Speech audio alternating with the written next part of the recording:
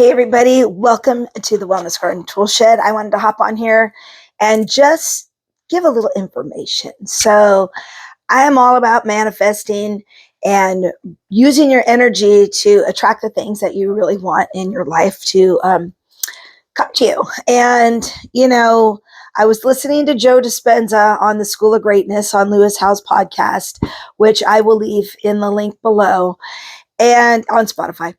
And I'm sure you can find it anywhere. It's the School of Greatness. And I had to jump on here because Joe Dispenza literally talks about all the things that mystics, mediumship, psychics, energy workers know, but don't really have the science to back up. I'm one of those that don't have the science, although I am reading about neuroplasticity and quantum physics and those kind of things because I am a nerd, I'm a geek, I like that kind of stuff. But I also like how it connects with the things that I've known and used forever.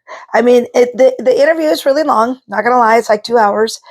But what's interesting is Joe talks about kind of like astral projection, which people don't really talk about. But again, your consciousness can reach the non-living and the living and have communications and actually see things. And I have done this time and time again. I am a little bit of an evidentiary, say that 10 times fast, evidentiary, it's not working, type of card reader, energy reader, psychic, or whatever. I have talked to or I've received messages from animals. I've received messages from dead people.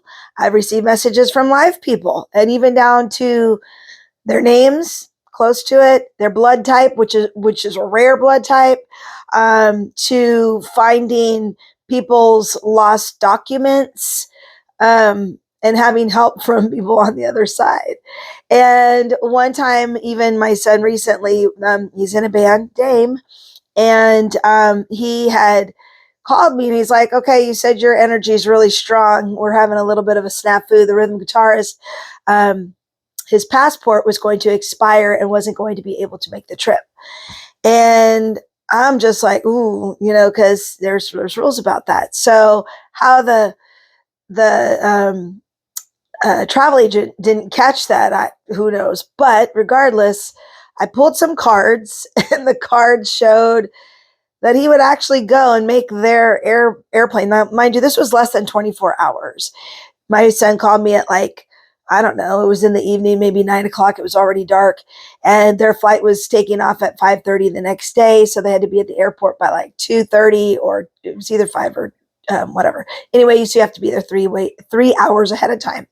So the card showed that, he'll make it, he'll get it. And I prayed too, because, I can't imagine this once in a lifetime experience going to play the Jazz Fest at Marciac and miss it on their first, debut performance. And so, the card showed that he would. Now my logic was like, ooh, I don't know. So I was talking to my husband, who's not really into the energy work. He's more of a seeing is believing instead of a believing is seeing kind of person. So I said, so this is why I do cards, because it helps you focus on the prize. It says you're going to get the outcome you want. So let's see who's right.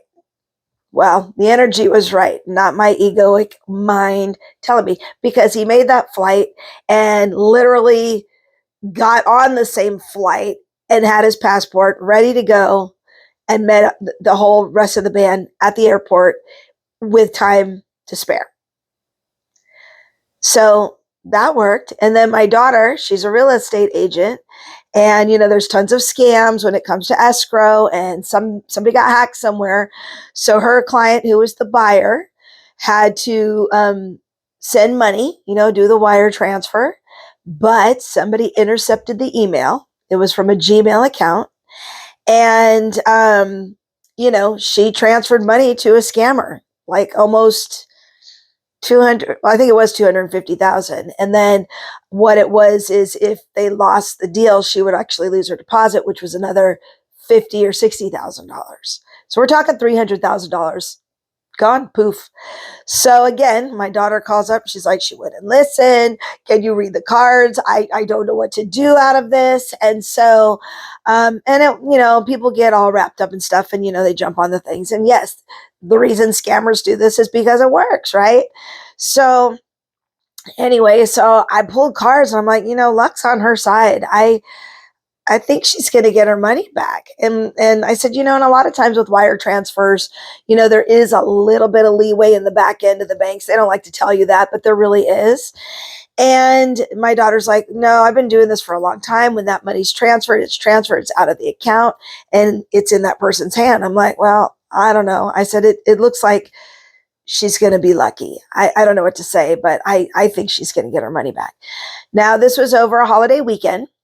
And so they had to wait a little bit of extra time. And believe it or not, that woman got her money back. They caught it before it went through and she got all her money back. Now, everybody was thinking, no, but your energy, see, it's there. You have the communication stuff.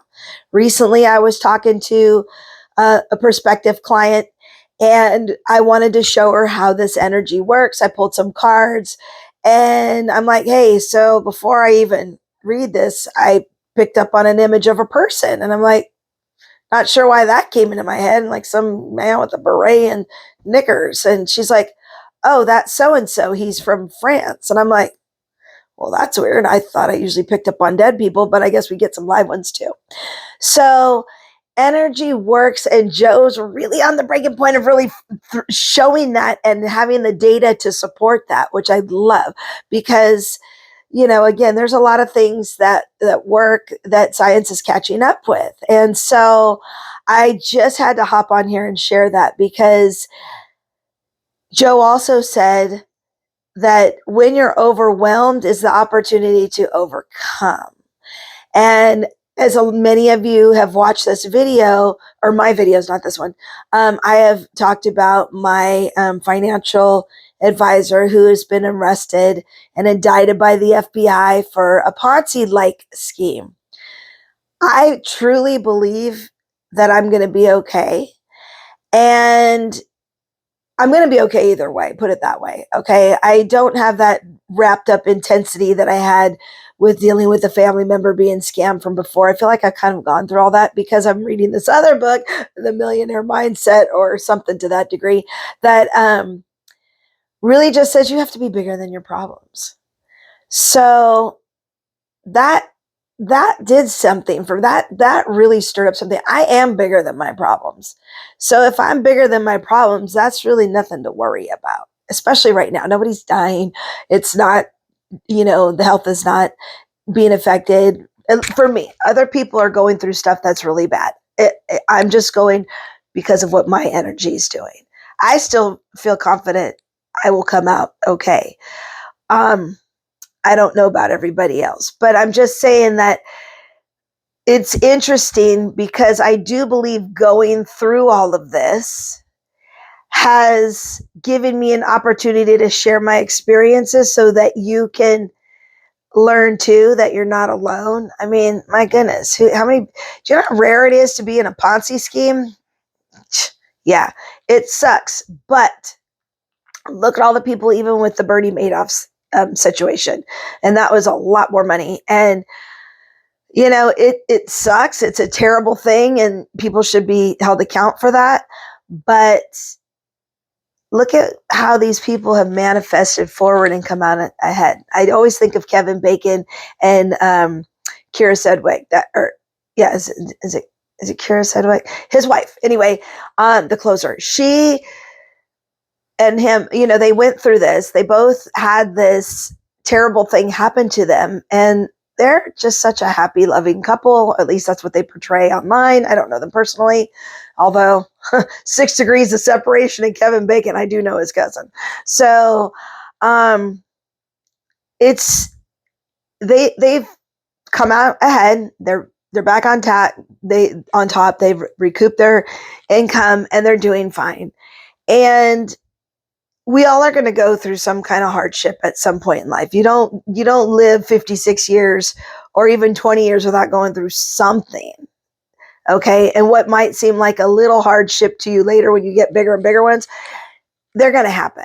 Life is not supposed to be full of just happy, content times. We're here to grow. We're here to learn. Our souls are here to expand. So the only way that we can expand is if we're challenged and we're pushed out of our comfort zone. So I hope you go look at that video. I'm sure it's on his YouTube channel, The School of Greatness. That's the link I'll probably put on this. But you can also find The School of Greatness with the Joe Dispenza. It's the latest one on his podcasts on either Apple, Spotify, wherever you listen to your podcasts. And it was just so hopeful, uplifting, because Joe Dispenza, how I first heard about him, I think was in the book The Secret. And he's really about the law of attraction. He was in an accident where he was told he could never walk again because he broke his back. And he was like, yeah, no, I'm walking out of this hospital. And then he did. So the mind over matter is so true. And I know I've talked about this before, especially with the brain chemistry and neuroscience and those kind of things. And if we only knew our own power and get out of our own way and stop focusing on those things like the bad news and the negativity, because that really lowers your vibration. It doesn't give you that hope. It doesn't warm your heart. And when you have that better feeling, because we know that stress causes sickness or ailments or negative things. When you stub your toe first thing in the morning, you're probably going to hit every red light. Has that not happened to everybody? Leave me a comment below if it's happened to you, because I think it's happened to all of us. Or you get behind the slow driver or the slow truck on everywhere because you're in a hurry, because you're late for work, because your morning started out bad and it just started to escalate that energy. But what if you started out with a happy energy in the morning and then boom, like, wow, somebody bought your coffee in line over at the Starbucks in front of you or paid for your bridge toll. Well, back in the day when they put money in the bridge tolls. But, you know, you can kind of go back and look at patterns in your life where this has happened. So this is how you manifest the life you want. And this was just too good. And I was so excited that I just had to get on here and share. So with that being said, I am now going to pull 3 cards from Energy Oracle deck right here. Can you see that? This is the little book that comes with it, but you get the idea. By Sandra Ann Taylor. And again, this shows you exactly how energy works. And I love it because it just gives you hope. And it just, like energy attracts like energy. We know this on the quantum level. We see how that works. We see how the observer can affect and manipulate or influence other subatomic particles. I mean, they can prove that. And in the whole idea of entanglement, we all are all connected in this together. That is how you have the ability to tap into people's thoughts or energy, because, you know, it's all on the subatomic particle level. And so I have numerous experiences. Like I was walking my dog one time and I was listening to Radley Valentine. He's an Angel Tarot person from Hay House.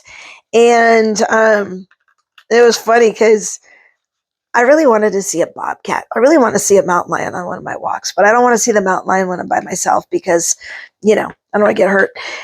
So I really want to see it at a safe, close distance. You know, it's like a safe distance, not close. And so I was like, okay, let me see, you know, if the angels really do want us to ask for help and we want to really connect with them, then I said, okay, what I want to be able to see a bobcat before I leave on this walk. I was walking my dog, Lucy. And literally I heard in my ear, like in my own voice, super snarky, "You'll see one if you look hard enough." And I was like, whoo. And it was fast. It was like I didn't have time to even think about that kind of response. And I was like, wow, my self-talk is super snarky right now. Like, wow. Okay. So, and I even kind of looked like, okay, is there one in a tree right now? Didn't see it. Get in the car, get ready to leave. You know, I didn't see it. I honestly wasn't sure if I would see it. I just thought, well, let's see if the angels really are telling us they want us to ask them for help. And I wanted that as validation that they're really using that message. And we're driving down from the ranger station where I live. And lo and behold, I look to the side. And I mean, we're not even, this was so blatant and so obvious. It might as well had a neon sign that said ding, ding, ding, here's your bobcat. Well, at first it kind of looked like a mountain lion because it's kind of a different looking bobcat. And I was just like, well, I asked for a bobcat that looks like a mountain lion. And so anyway, I pulled over because I had to look at this. I'm whistling, trying to get this cat to move because I wanted to see the tail, and that would show me whether it was a bobcat or mountain lion. And so, I'm like this crazy lady whistling at this, wild animal to move. And the ranger comes out and is like, I said, I just can't tell if that's a bobcat or a mountain lion. And he's like, oh, that's a bobcat. And I'm like, wow. And he goes, but don't really tell anybody where you're at right now because, we don't want people to come up. We don't, because it's kind of close. We haven't seen one this close before. And I'm like, mm-hmm. Yeah, well, I brought it here. Then as we're talking, I'm talking to the ranger for a little bit. And lo and behold, a coyote goes up to it. And he's like, well, that's not something you see every day. And I was just like, oh, yeah, y'all are showing off now. I have walked these hills my entire life and have never seen a bobcat. And this was like at 2:30 in the afternoon. It's not evening. It's not morning. It's not dusk. It's not dawn. And I know other people have seen them. I just have never seen one in these hills ever. So tell me that stuff doesn't work. Got my validation. So I would implore you to try it. Why don't you ask your guides for something? Everyone's like, well, how come you didn't ask for a big bag of money? Because that's not really spiritual. I mean, money has an energy, but is it spiritual? No, nature is spiritual more so, I mean, money's got an energy level, don't get me wrong, but that would be too easy, whatever. I didn't ask for it. I asked for a bobcat. That's what I got. So let's pull these energy cards. The first card is strategy. So why don't you use a little bit of strategy? Like, okay, let's use this strategy. If you want to manifest what it is you want, let's try to get on the same wavelength and see if you can manifest what it is strategically to get what you want. And let's see, use manifesting tools, law of attraction, energy work as a strategy in your world. And let's see what the two supporting cards have to say about that. I love it. Adjacent possibilities, right? They are so close, right there. We just need that access to them, right? Because everything's possible. There's an infinite amount of possibilities to one outcome. Which one do you want? And let's see what this last energy. I don't even think I pick these cards half the time. Okay, and contract. Okay, so a lot of times this could be soul contract. There's things that are going on behind the scenes, or maybe this contract is with yourself and your energy. Okay, maybe your soul contract is to go through maybe some hardship, need to come out. Again, I'm in a Ponzi scheme. I've had a lot of weird stuff happen in my life. I'm sure many people have. I wrote a book about it, and how energy and learning about energy, even from a really young child, basically, is when I started figuring that stuff out. Because, you do stuff and you don't realize, you don't know it when you're young. You know what I mean? So like, again, when I was a little kid, I would say somebody's name and then boom, a few minutes later they would call on the phone. I thought my mom had told me about that. I don't remember. But when I was little, I heard lots of voices, people talking.